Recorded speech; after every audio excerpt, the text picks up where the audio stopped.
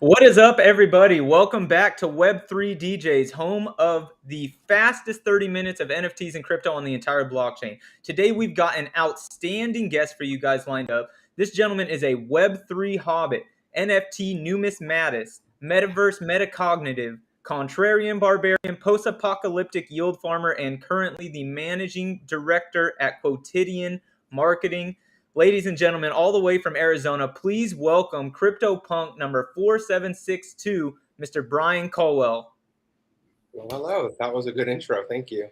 Yes, absolutely. So, how are you doing today? How's the weather in Arizona? It's hot. Yeah, it was full time today. It's been full time pretty much every day for like the last month. So Yeah, very nice. Hofstra and I were talking earlier because, like I mentioned to you, I live in Texas. He's been doing some work out here, and the heat is real this year. There's no question about that. So yeah, thank you very much for joining us. I think it'd be great for us to just kind of go ahead and get started and understand a little bit about who you are outside of Web3. So why don't you talk to us about where you were raised and all that sort of thing. Who are you outside of the blockchain? yeah, so I mean, I came into the cryptocurrency world sometime around 2015 through research and through looking at disruptive technologies. So I didn't come in from like the speculative side. I came in through the research side. So at the time, my last full-time job, I was a portfolio strategist working with high-level financial planners and hedge funds, and my specialization was in commodities. So I worked on researching a lot of agricultural and metals miners especially. And one of my primary areas of focus was Africa. Oh, wow.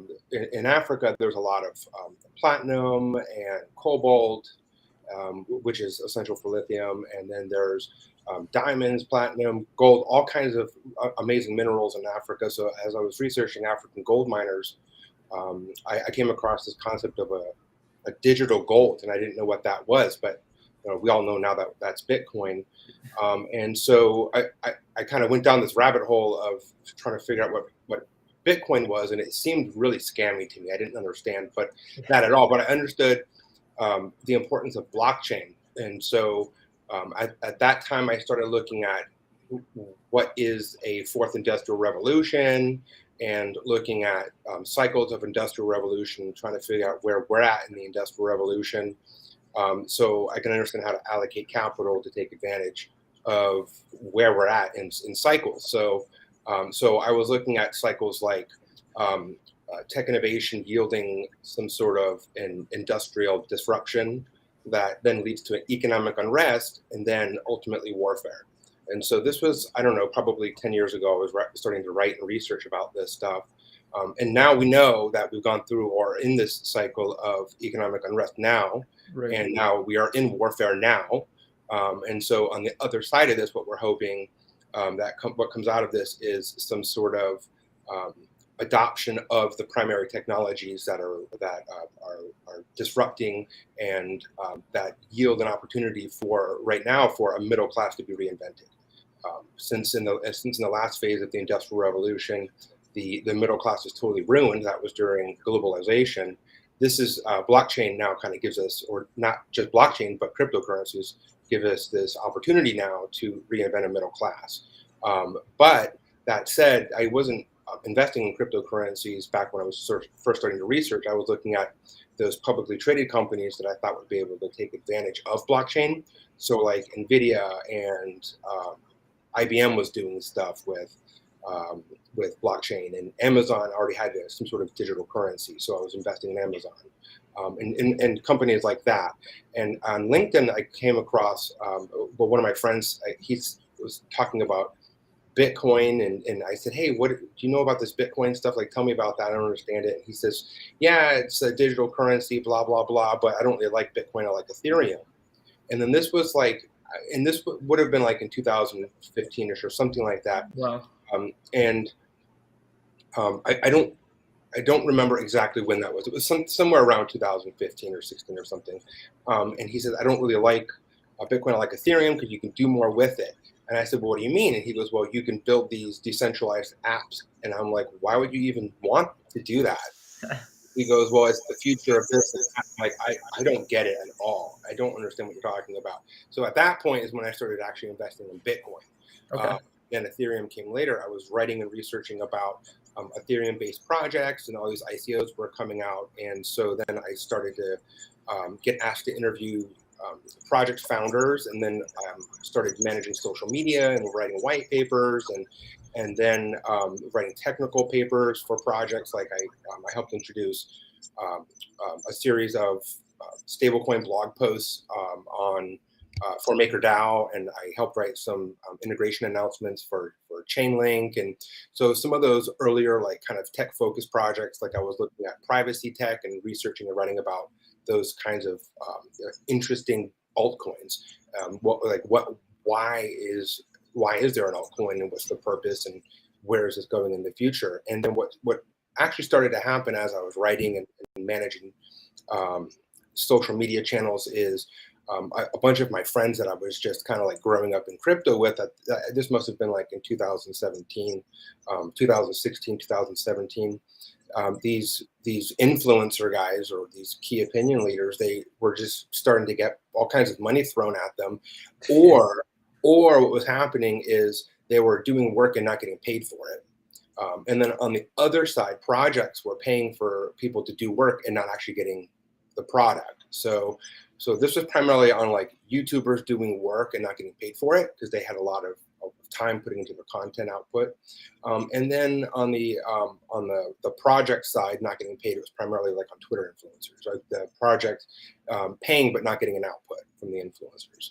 So what started happening is I became like this middle person where influencers were like, I don't even want to talk to these projects. Can you just talk to them for me and manage a relationship? Nice. And on the project side, they were like, hey, do you know this guy? I see he follows you, or you're talking to him or whatever. He's ghosting me. Can you, like, he owes me this tweet or whatever.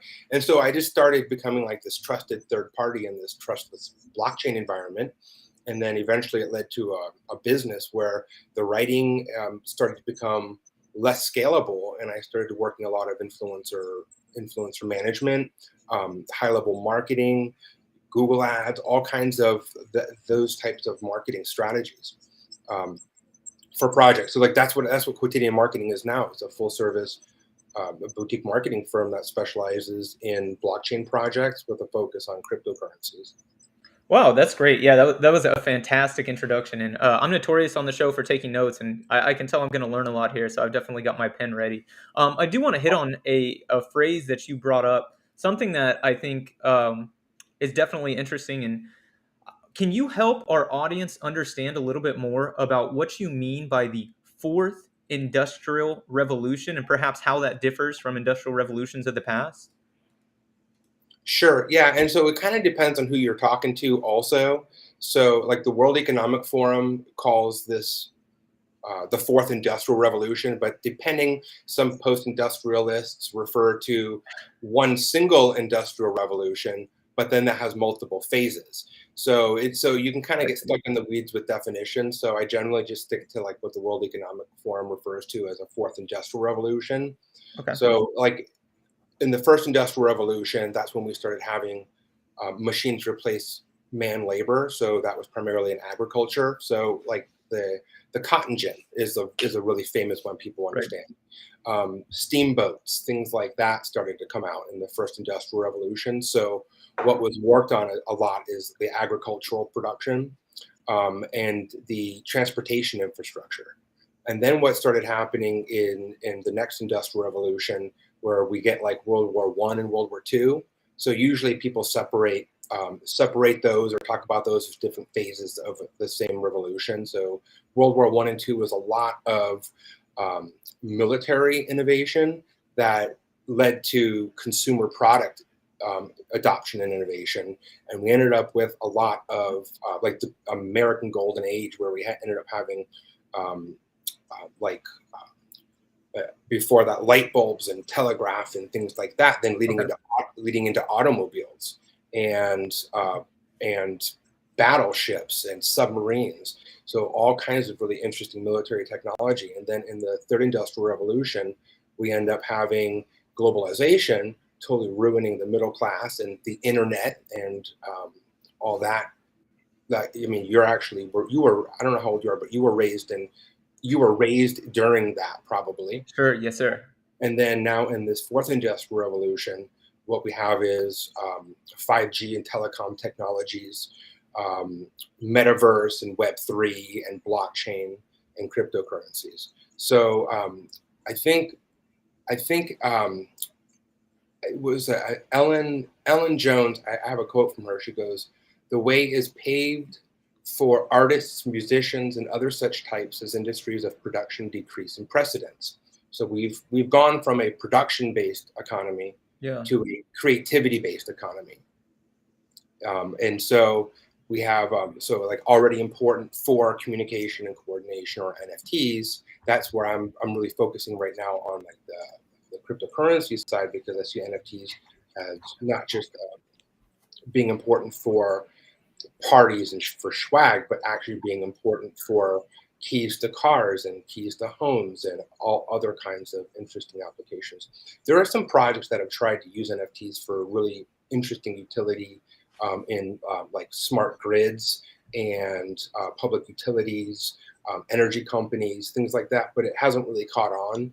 And so, but there is a use case for that. So I can see that being really important down the road. And I know Porsche was talking about using NFTs as a way to actually like start the car and show ownership, proof of ownership for the cars and things like that. So there's all kinds of interesting NFT utility coming out, aside from like access to a party or a custom fanny pack or something like that. Sure. You know what's really interesting. So you said we're moving from an industrial-based economy to a creative-based economy. So a fun fact is the fastest growing sector for small businesses is YouTube creators or content creators. I don't know if it's YouTube specifically, but content creators is the fastest emerging small business right now. I think it's 50% of all new small businesses have that influencer or creator tag.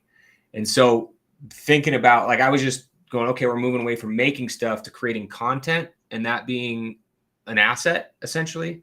So It makes a lot of sense that monetizing creativity in a sense using NFTs. I mean, we're already seeing that right now. And like even on your CryptoPunk in a sense, I mean, your CryptoPunk number 4762, you're essentially monetizing an NFT to do. I mean, that's like your online identity, correct? Yeah, and I actually am Brian D. Colwell, so I'm like not anonymous. I guess I'd be pseudo-anonymous, and Quotidian Marketing is a corporation with a business license, so I can't really hide. But I use the punk. I don't know, to say monetize it would be tough, because I also just use my picture for a long time. I had my face on it, like a younger version of me, so I could totally catfish people. Haha. Joking. That picture right there actually was the one I had up for a long time. I put the punk there just because I like the punks, and I think punks are important for the NFT history. So I've always been a collectibles collector and investor. So baseball cards, comic books, all kinds of really interesting collectibles. I usually focus on high-level collectibles that are liquid and graded, and that everybody knows when you look at a picture what you're looking at. You don't have to try to self-grade it. So like I have a couple really good baseball cards. I have a couple good comic books, but I had a really huge baseball card collection that I actually started. I had put a bunch of money from bull market into high-level baseball cards and football cards, soccer cards, things like that, and started selling them as the market started dumping, so that I could start to buy up Ethereum under 2,000. Is what I did with a lot of my collectibles, and then now, so I just have a few high-level collectibles. Like the punk, I consider a high-level collectible. It's liquid and historically important, so I tend to focus on historically important collectibles. So like the Babe Ruth card I have is from his worst year ever in history, 1922, which is like when you look at Babe Ruth, like the movie on Babe Ruth where he's like drunk and smoking and crazy and like just total debauchery. That was from that's all one year, 1922. So like that's the baseball card I have of him. That's a card for the culture right there. So Yeah, what's the story behind the punk though? So when did you buy this, and what was the? I mean, I get that the historical significance. I think we can all agree that CryptoPunks and maybe a couple of others are like the key blue chip from this era. But how did you get involved in punks? What was the thought process behind that? Was it recently, or was it back, towards the beginning of this whole boom in the NFT market? No, I waited because the prices were just so insane. So the whole boom during the NFT market, most of what I was doing was cashing out to show business income and then paying taxes, to be honest. And then now I'm back into investing in NFTs. I like drip drops, and I like regulars, and I like the cyber bandits. I think are super cool. That's what is on my banner right now. And they that art is really sweet. Yeah, I think the cyber bandits from Michael Reeder are cool. Oh my gosh, yeah, those are the two primary baseball cards I left. I wanted to bring them up. Yeah, I had to scroll a little bit, but I found them right here. Yeah, that's a PSA for 1922 Babe Ruth. It's really cool because on the back it has the whole team of the Yankees at that time, but they weren't even called the Yankees yet. So it's kind of really cool. The Americans, the New York Americans. I had no idea. Very nice. Yeah, the New York Americans, and he wasn't like hugely fat then.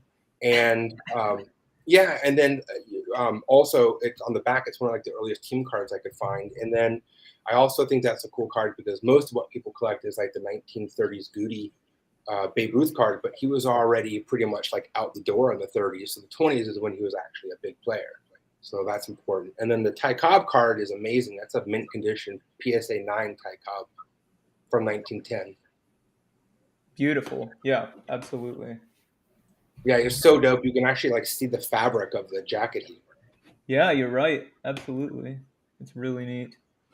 So I kept those. Those were my favorites. And then the history on like buying the punk, I bought him so everything was just so crazy for NFT prices. I waited, and then we had that big crash in NFTs and in crypto, and I bought my punk a few months ago for 55 Ethereum. Such a good price. I mean that, and now it's doubled almost since then. Yeah, it wasn't a floor punk when I bought it, because I bought the punk that I was like, I want him to be smoking a cigarette. I just say it's a joint. I want him to be smoking a joint. I want him to have sunglasses because I'm in Arizona, and I want him to have the mohawk because the mohawk is like the punk thing. Right. So I was like, I like him. I think he looks cool. He wasn't a floor punk when I picked him up. He was like 5 Ethereum or 7 Ethereum more or something like that.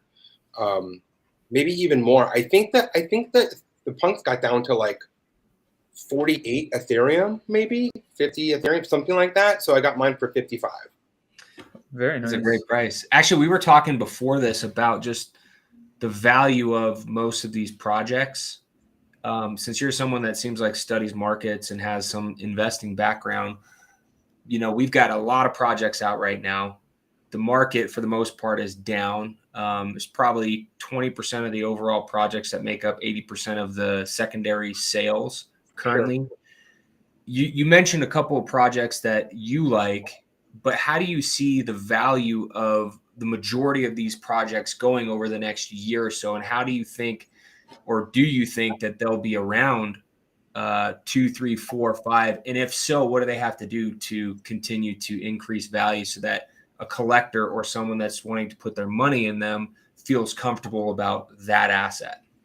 Yeah, there's a lot of really good questions there, actually. So like the projects I mentioned before, so like regulars is, technically would be considered PFPs, but I look at it as more of like an art project. So, and I only have one regular.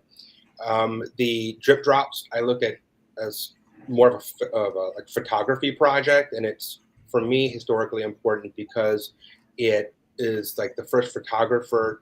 Dave Krugman is the first photographer to actually work with Transient Labs to bring in emergent rarity traits to photographs. So I think that was really cool. And then on the side of the cyber bandits, those are all 1/1s that are, I also look at as artwork from Michael Reeder, and he's a well-established artist before launching NFTs. So I don't really look at what I have collected as PFPs primarily, except for like the punk and like historically important. I will say, and I hope I don't get like crucified for saying it publicly, but like I did have Clonex, a Doodle, a Bird, and a Nazuki, and I sold them all few weeks back, I was really worried when I saw Ethereum pumping up, but PFP's going down. Right. Especially when you consider that the NFTs are supposed to kind of be a leverage play on Ethereum. I mean, if Ethereum goes down, NFTs are going to lose a lot. So if Ethereum goes up, the NFTs are supposed to go really up. Like you would expect to see everything going crazy, but it hasn't. They've been going down. So I find that to be really worrisome. And then when I look at on a lot of the primary like blue chip projects, you look at what the sales are, and there are a lot of bids being accepted below floor price. That's also super worrisome.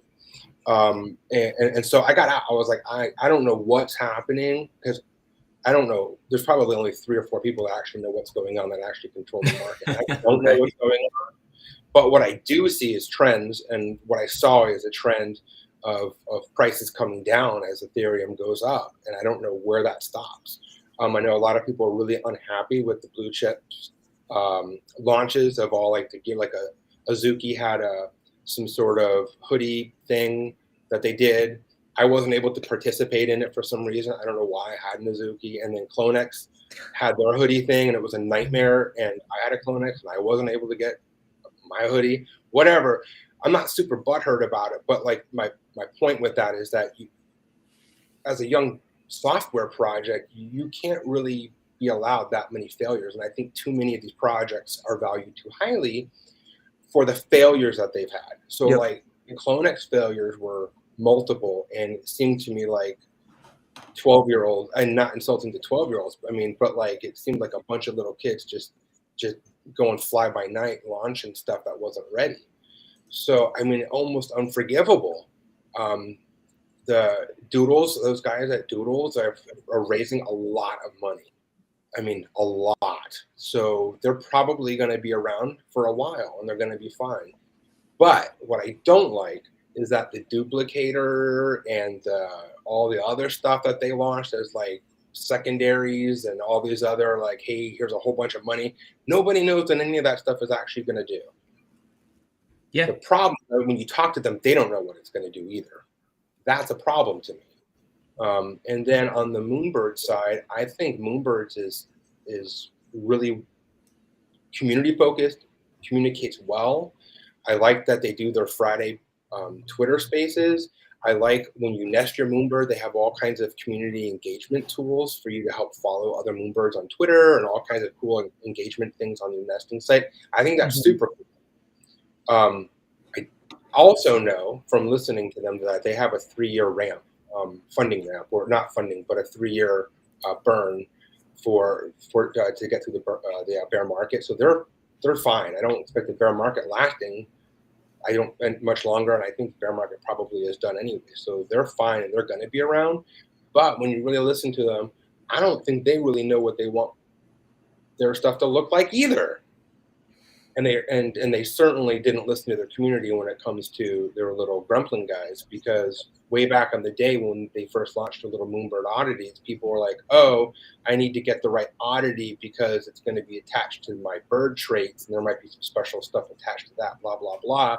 And then down the road in one of the spaces, Kevin or one of those guys or whatever says, no, that's just a rumor. And then it turns out that was actually the case. So the guys that had the rare birds got the rare Grumpling guys. It was just like, what a nightmare. So, I mean, with them not really knowing what they want their stuff to look like and having so much money at their disposal, I think they're going to make it a few years, but I don't necessarily think any of these guys are going to be like the Google of NFTs. I mean, and I don't mean Google as like what they provide, but I mean Google in terms of like market cap size. Like, I don't think any of them is going to be like the Amazon. Well, so here's the thing. Here's the thing that I've been trying to figure out. Okay, so a floor price right now on a Moonbird, you're talking $30,000. So if I'm looking at where to invest $30,000, and not only that, what am I getting back for $30,000? Like on Moonbirds, and this is someone, I don't own one, but I look at it and go, okay, I get access to a Discord with some sort of alpha with these guys that supposedly are influencers in the space and know what's going on, right? And by the way, side note, I don't even do any of the Discords because there are too many scams. So I avoid all the Discords anyway. So what's the value? I get access to a Discord. I get to stake it, but staking, that doesn't necessarily benefit me. That benefits taking these off the markets for the people that own them because there's less out there. Unless I'm getting some kind of value. Technically, it does. Technically, it benefits you because at 1 month, you get a pack of stickers. Exactly. So I love stickers. I love stickers now, and I get a pack of stickers for $30,000. And if I compare that to, let's say, Bored Ape Yacht Club, okay, Bored Ape Yacht Club, if you got one of those over the last 3 years, how much money did you get back? I mean, you easily paid for your investment just in airdrops that you got, in coins and tokens. And right. If I'm comparing value, the expectation is for the Moonbirds high rise that there are going to be continued airdrops. They've insinuated that there are going to be more airdrops, but with the failure of the oddities one, I don't see the value in the next one. I mean, people are going to just dump it right away. There has to be. So I mean, the only one that has really nailed a secondary is Bored Ape, because the mutants are cool. Yeah. Well, and punks, right? They're significant. So you look at, okay, 1 and 2 right there. Everyone likes to throw out the word blue chip, but we're in the first year. And like you said with the Zuki, you get a couple mess ups. You know what? Azuki's never really recovered. It's at what, 10, 11 right now? And that was like, no, it's like 9 something. 9, yeah, but it was hot all of a sudden. And then Moonbirds. Yeah. But if Ethereum stays down and the market stays down, people are going to go, okay, I've got $30,000. What am I getting for this $30,000? If I get a pack of stickers and I get access to a Discord, and that's about where, I mean, people are going to they're going to get bored, and they're going to want to put their money into an asset like those baseball cards, those that have established value. And you know that it's probably not going to go down much from where it's at, because it's been shown over years. We're less than 2 years in, and anything can happen. Totally. And it's a riskier asset. I totally agree with that. You know, as a financial, like my background in financial planning, I always was looking at market caps for miners. And so you always want to try to find like the small cap miners, but then there's a risk, blah, blah, blah, because they're more in exploratory phase. Anyway, with that, I tend to look at cryptocurrencies by market cap. When you look at the market cap for cryptocurrencies, you realize that most cryptocurrencies are still technically small caps. I mean, if you look at what they would be by market cap if they were actually publicly traded stocks. Right. And so, and I forget, I think definition of a large cap stock, I need to double check. Right? 500 million? No, a large cap stock hold a market cap of 10 billion or more. Wow. 10 billion to be a large cap stock. Okay, so if we look at the market cap for most projects, how many are actually $10 billion projects? They're not.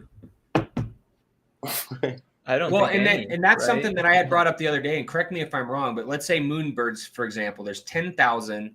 The floor price is, let's say, 30,000. Your entry point. So if you take 30,000 and multiply that by 10,000, you get 300 million as a market cap. Correct? That's math in my head. I'm not doing it.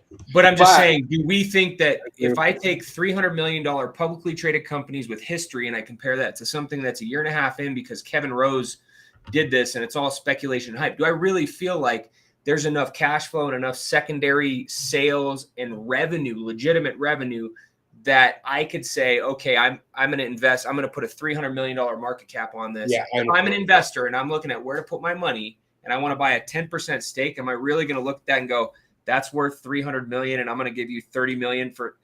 I just find it very hard if you could put it into something that has established cash flow over the last 10 years and growth and numbers, and you know what I mean?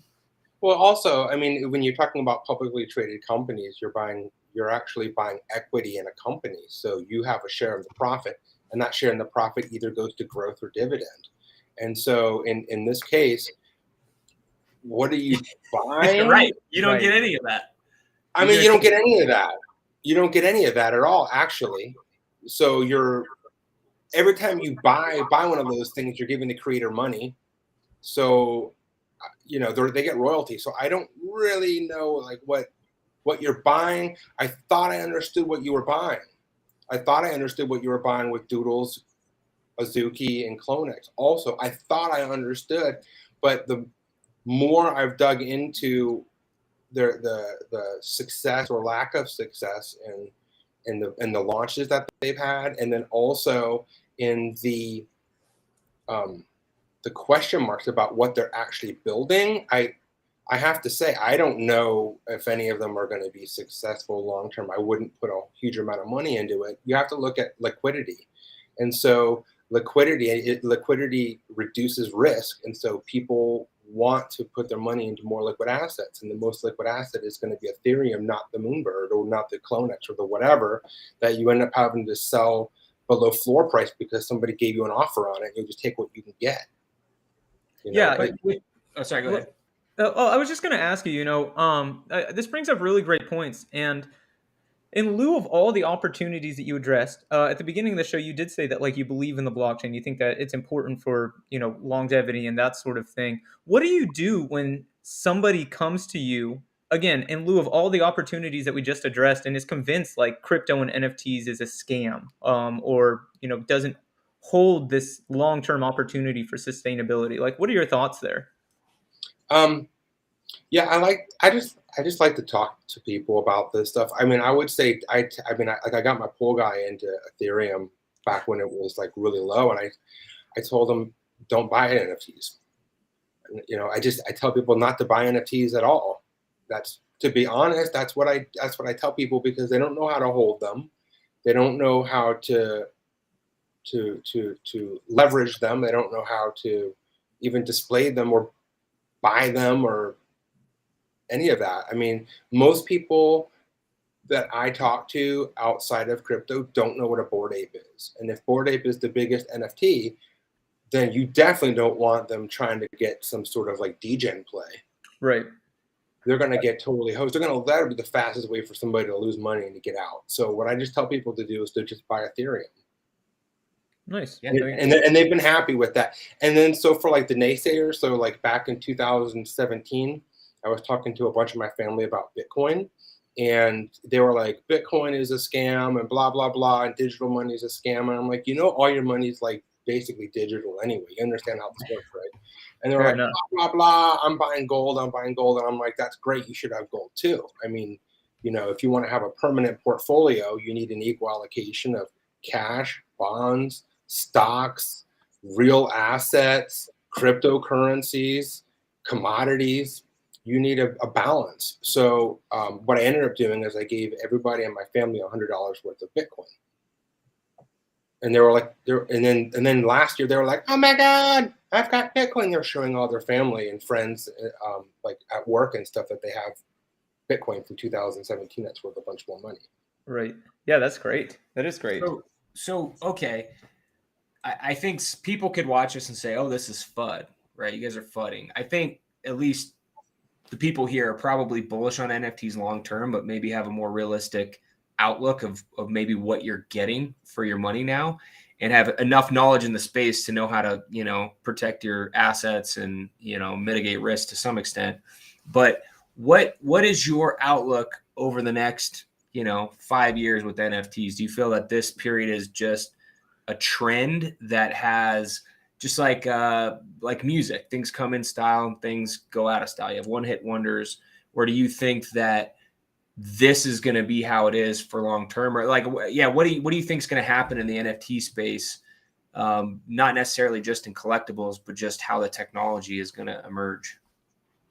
Yeah. So where I see the trend and the technology going actually is to the actual artists. So it seems to me like people are kind of saying, I don't know what I'm buying when I'm buying this PFP. I don't know what I'm buying. But if I buy something from X copy, I know I'm buying something from X copy. I know he's a famous glitch artist. I know I want his crypto art. Or Beeple or Drift or any of those really famous, like Guido, or any of those like famous photographers. And there are a lot of landscape artists. I think Kathy just had a drop today that she's doing like ice capes or something like that. So I think that's that's where people are going to go. They're going to say, I still want to be able to have community to identify with. We understand NFTs are important for community and identity, but who am I? So when we have somebody that can say, I have a digital art collection that represents these 10 different artists, and I can show it in this digital museum that you can go visit, I think that's kind of cool. And then somebody will be able to curate their own collections of one-ones, or from super rare from like their favorite artists or whatever they're into, landscapes or composites or whatever. So I think that is a trend we're already seeing. We're seeing money moving into the actual artists and the actual artwork as people start to support individuals, not companies. I didn't think that was going to happen. I thought there was going to be more space for like the companies, but yeah, I think there is a ton of space for the companies to come in and to grow, but the market is so small that there are very few people actually moving the dial, and like I said, very few people actually know what's going on. And I don't mean that just as like we're talking FUD and things like that, but I mean we just have to look at the market caps. All we have to do is say, if we just look at the market caps, and the market cap is an indication of interest.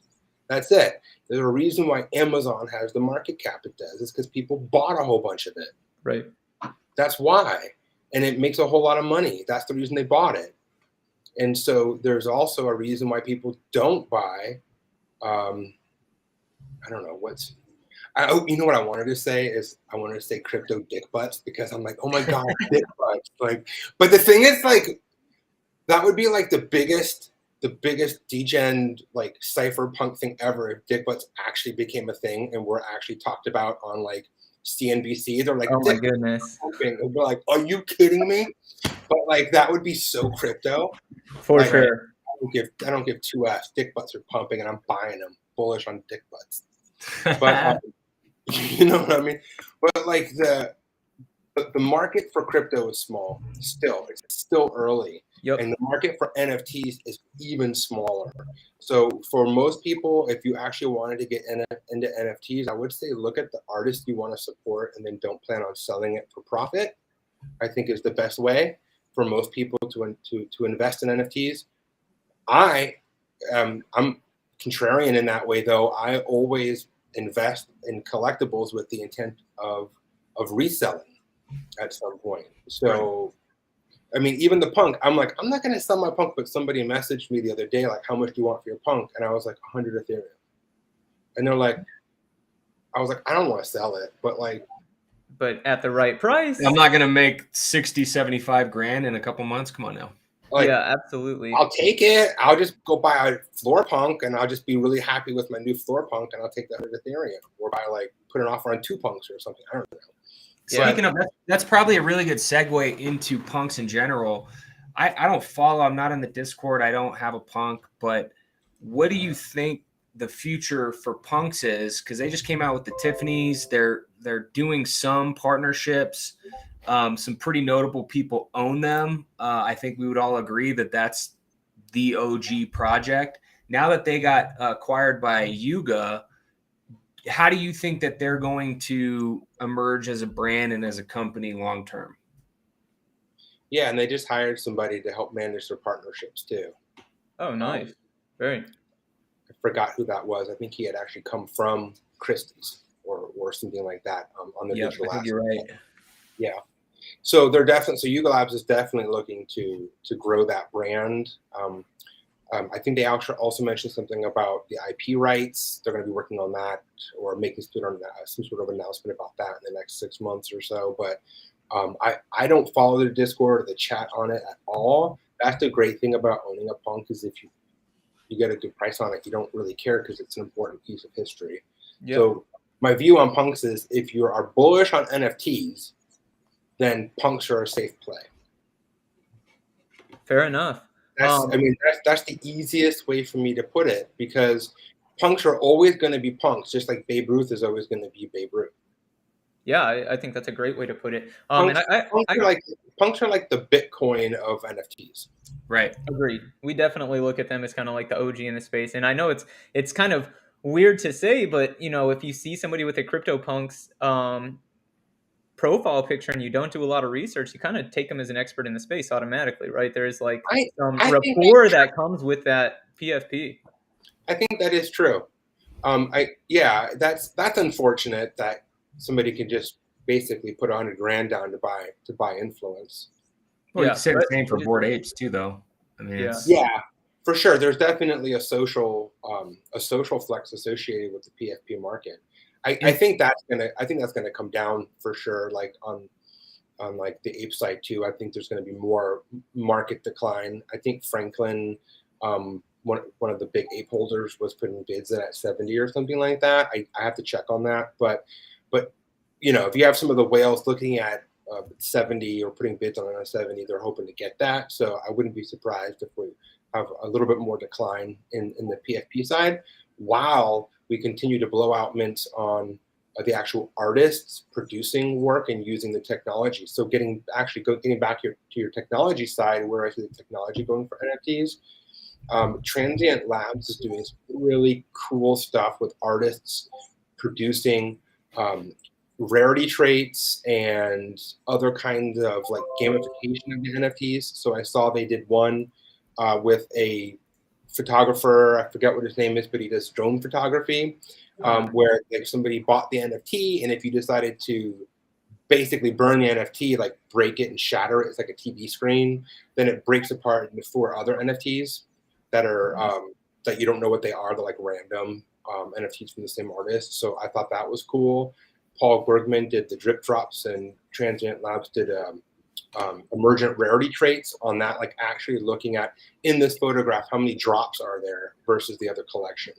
How about the color that's reflecting off the light, things like that. And I thought that was really cool. So when you have actual artists incorporating emerging, not just emerging, but any rarity traits, or starting to make it easier for collectors to understand what the rarity is, I think that's going to make it a lot easier for more collectors to participate. That's why PFP did so well too, is because you could have somebody say, oh, this is a floor ape, but I've got the ape that somebody wants to put a bid that's 10x off the floor on. So, and you're seeing that with the punks right now, the really rare punks. Some of them are going for insane. I saw a bid over $1 million on one of them recently. So I see that all the time with rarity actually mattering. I can see that mattering for art down the road, and if not just rarity being important, but also helping gamify or put some sort of performance into the NFT piece. Like I was talking to Kath just the other day, like she did this ice cave piece, but what about, it was in super remote area. It took her she was out there for 2 months, but what if she had an NFT that was the start of her journey, and it changed day by day or week by week? Yeah. Different NFT that showed people where she was at in the journey. So things like that, I think, would be cool, like actually making the NFT a performance. Yeah, no, and imagine that in Texas, they just recently discovered this lizard that I think they said was 30 or 50 feet long, and it's a process, the result of an excavation, dinosaur bones and that sort of thing. Imagine NFTing that process. That would have been really awesome as well. Really cool, yeah. Video, attach sound, attach music, and then have some sort of at the end you have your little Tiffany's box claim, and inside is a dinosaur bone. Perfect. Beautiful. Right there. Beautiful. Hold on. They got to sign us to this one. We can't give right? any more of these good ideas. That's a great idea. Yeah, Tiffany's, but I did Tiffany's fossil collection. Absolutely. And I did want to ask you, are you married? Yeah. You are married. Okay. So how does I've been married 20 years. Nice. So how does your spouse feel about the CryptoPunk? Oh yeah, she's my wife, Kristen Colwell, is on Twitter also. She nice. She helps with the business, helping manage some of the back end stuff. So she's super into it. She's been into crypto for a long time. Very cool. Nice. Okay, great. She has an MFer that she likes. Those MFers. Yep. Yeah, she's got an MFer. Yeah, I saw a tweet the other week that it was like, have you really gone down the NFT rabbit hole if you haven't been divorced and lost your house? It was all the NFT, all Nick. Oh my God. I was like, oh man, I could totally see that being an accurate statement. My wife and I built our crypto business starting 2017-ish is when it really started blowing out. we had sold our condo in San Diego. We bought an RV, and then we started driving around in the U.S. And while she was driving the rig is when I was writing and managing social media and working with clients. That's awesome. So why don't you talk to us about your role in the space now here with Quotidian Marketing and your blog and things of that nature? So for my blog right now, I'm focusing on important NFT not just NFT creators, but like actual crypto artists or NFT artists. It's funny when I talk to the artists because they'll be like, I don't like to call myself a photographer NFT artist. I'm a crypto artist, or I'm a photographer, not a crypto artist. But that's why I'm focusing so much on the crypto artists right now, is because they in general need help just with their branding and their business and understanding how to talk to collectors and how to expand their business in the space. But so these creators I've been interviewing are already pretty well established or important in some ways. Like the one I did just recently, was kid's only 15 years old. He's the youngest artist represented on Super Rare. So I was like, Wow. how does that even happen? How does a 15-year-old get into being a crypto artist creator, and then getting noticed on Foundation and Super Rare and OpenSea? And I was like, that's just amazing to me. So helping people understand the brands and businesses of other creators is where I'm focused right now, and then at the same time helping to introduce those artists to new collectors and new investors. Hopefully, is my goal. That's where I'm focused right now primarily. That's great. And you've published a number of these. One of the things that Hofstra commented on initially is how consistent you are with your blog posts.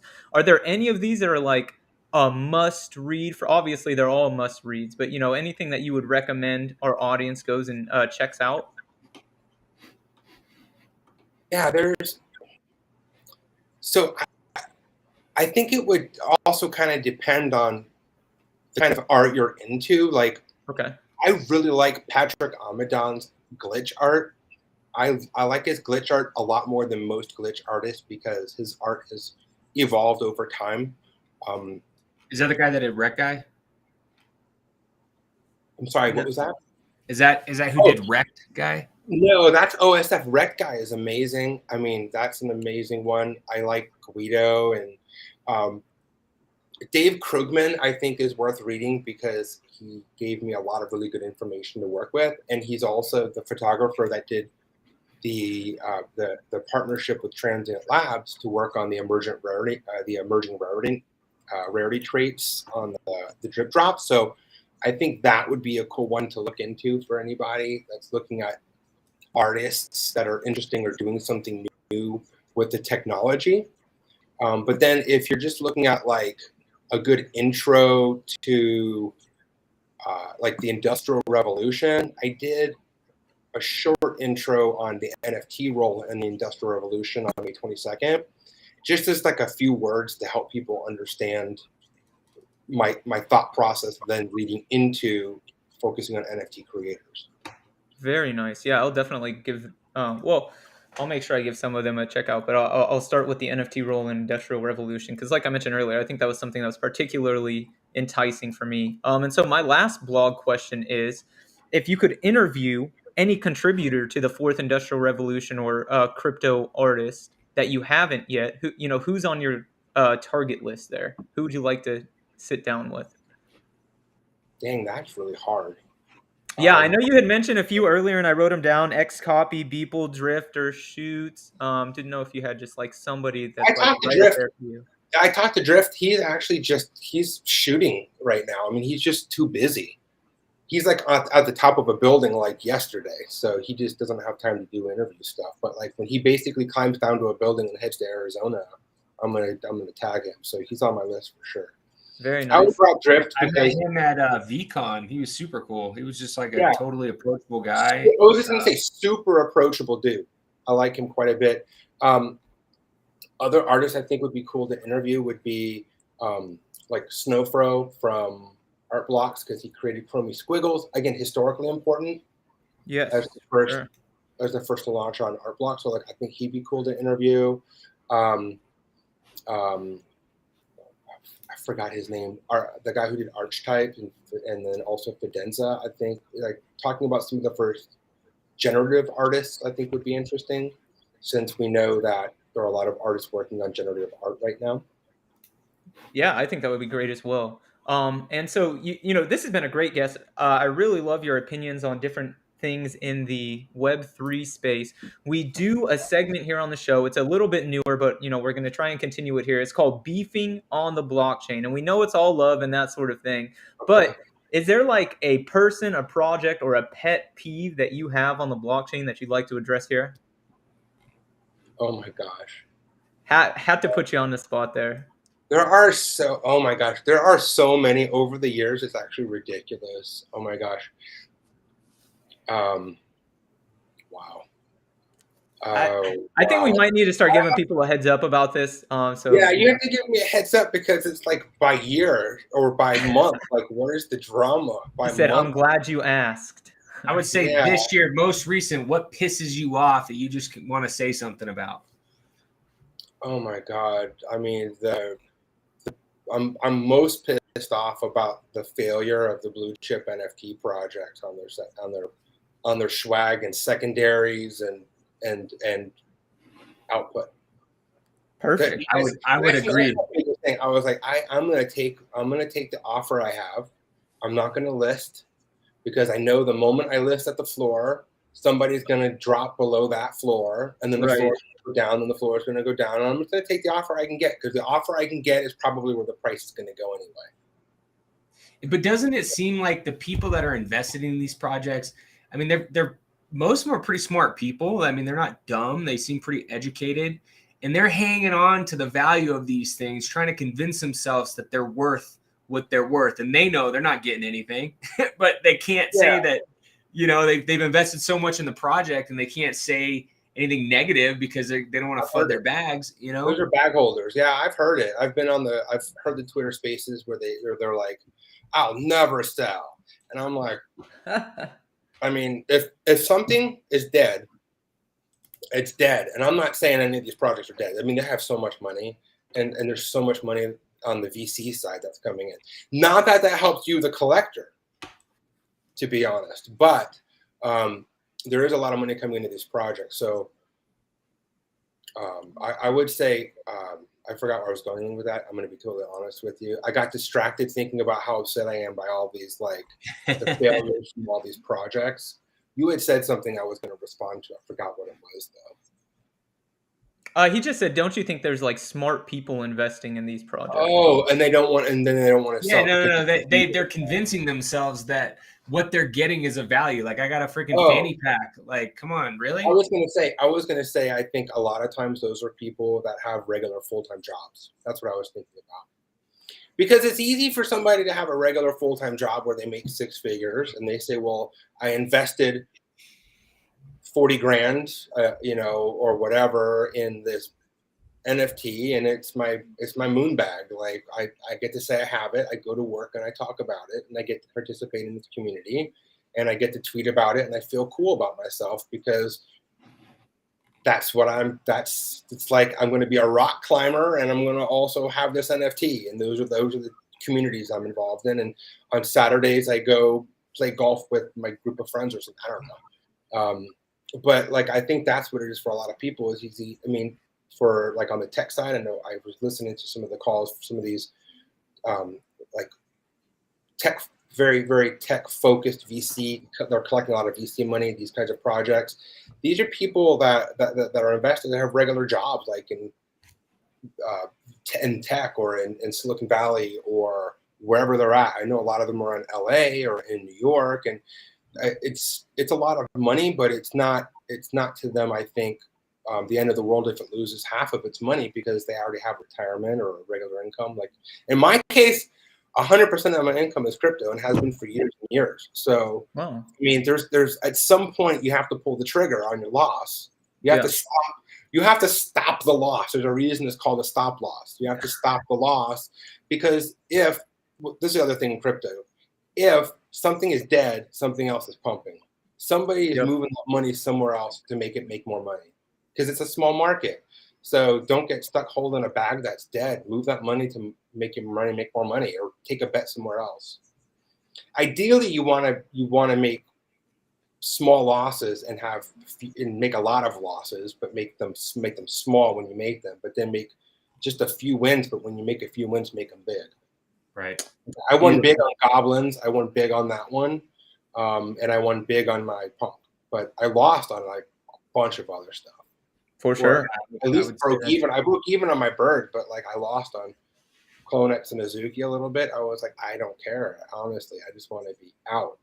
And then I went and I bought like too many of those cyber bandits because they're amazing. Yeah, I was really interested in your cyber bandit, and they look cool though. You're giving one away right now, so for yeah, anybody in the audience, make sure I you think check that would this look dope on my wall. You know, just as a piece of art, that just looks cool. That's the kind of stuff I like to buy. Yeah, I like the kind of like dystopian kind of graffiti style that he has, that Michael Reeder has. And I think 11 days, 12 days or whatever, you need 10 bandits and then you get one print pass. And then he's going to send a print. I think it's a Geesley that's going to be like, have some hand painted updates. Yeah. And then it's going to be signed. Dang. So that's great. I'm hoping to put like a group of them together on my wall. Very nice. You'll have to, well, obviously, I'm sure you'll post about it whenever it happens. But yeah, can't wait to see that. Brian, really appreciate your time today. I know we're kind of coming on an hour and wanted to be respectful of your time and everything else you got to get done today in Arizona. Do you have any closing thoughts or anything we should have brought up that we didn't bring up? No, not really. I mean, I think we pretty much nailed everything. Do you have any other questions for me? I'm happy to pop on anytime and chat, to be honest. I mean, work from home is pretty convenient, so you let me know. Beautiful. No, I like your take on a lot of these things. I think it's very pragmatic and real. I'm an old timer, man, so like I can't afford to lose half my money. That's where I come from. Like at the end of the day, I have bills to pay, and I'm 100% crypto, so I can't keep everything in crypto. I have to take pains. Yeah.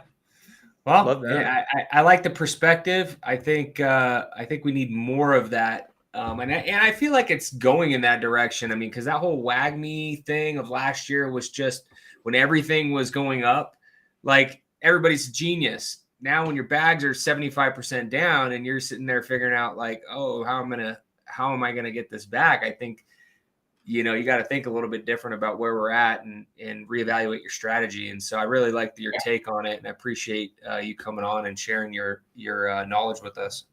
Yeah, for sure. In bear markets, and we're definitely in a bear market, you definitely have to change your strategy for sure. I mean, projects that are marketing have to change their strategies too.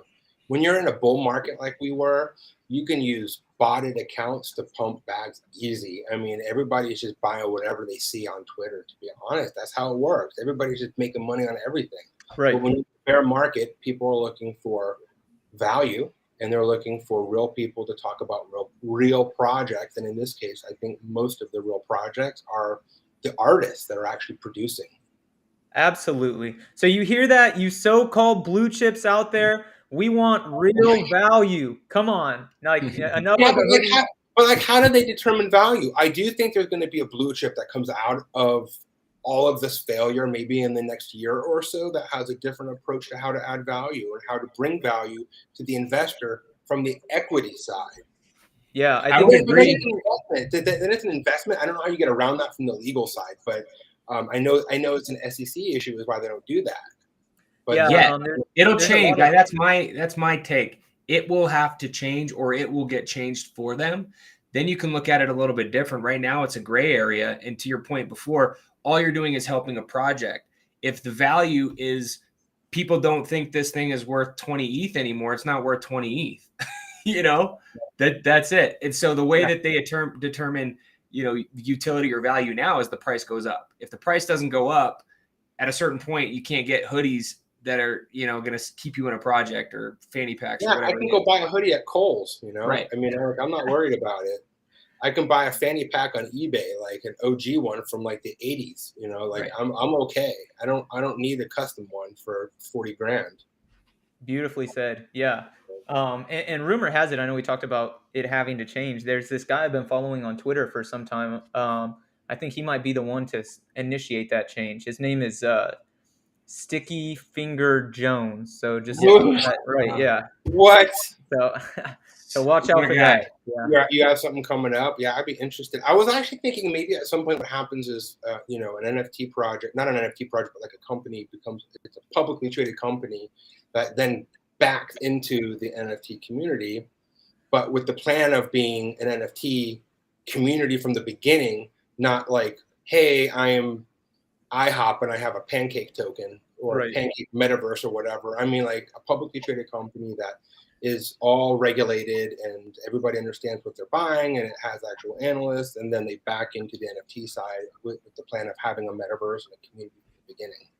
Yeah, that would be cool. And actually, this just in, Coca-Cola has launched an NFT collection on Polygon network. So what you're seeing these days is bigger publicly traded or well-known companies, even in this bear market, are jumping in. And we've seen it with a number of really big names recently, and even Meta saying that, they're expanding to 100 countries. So even in this downturn, there are big names coming in, and I think that's bullish for the space, but someone's going to have to figure it out. I like that idea. I think that would be really cool. I don't know how to pull that off. And to say it even in the bear market, I come from the marketing side.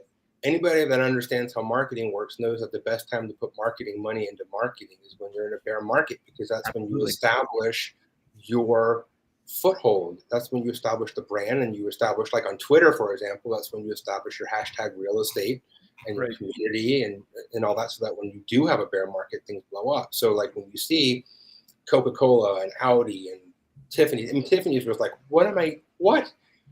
For this chain thing, but like the fact that they're doing it and they sold a whole bunch, they made a whole bunch of money, they're happy, and it's gonna be bullish for other projects. I mean, not other projects, but other actual companies, publicly traded companies, like you said, coming into the space. I mean, Nike is already involved with Clonex, but I was hoping more so. But who is gonna actually, not Meta, not Facebook, but like who's gonna take it to the next level and actually have NFTs with the community, with the Discord, with the swag, with the all of that? Like, who's going to do that and keep the investors safe at the same time? Agreed. Race to the next level. Yeah, that's it. You got to keep people safe. I mean, we're seeing regulation starting to come into the cryptocurrency side, and then the Wild West now is the NFT market. So at some point, that's all going to catch up. You got to keep people safe. Absolutely. Yes, sir. Could not have said it better myself. Again, thank you so much for your time, Brian. It was great to meet you. I actually wrote down here, you said you'll pop on anytime, so we will hold you to that. Obviously, anytime. A little bit of notice, but definitely. Especially if you're wearing your Phoenix gear, I see. Yeah, you gotta get in the. Yeah, next time I'll rock Arizona something with you guys, so I'm not the odd man out here. But yes, sir. Absolutely. All right, well, ladies and gentlemen, this is Web3 DJs, the fastest 30 minutes of NFTs and crypto on the blockchain. We went an hour today, but the conversation was so good we had to keep things going. Thank you again to our guest, Mr. Brian Colwell. Let me pull up your Twitter here. I have the link to both your Twitter and Quotidian Marketing in the video description, so make sure you guys check that out. Until next time, I'm Sticky Fingers Jones, Hofstra, and thank you very much. CryptoPunk number 4762 himself.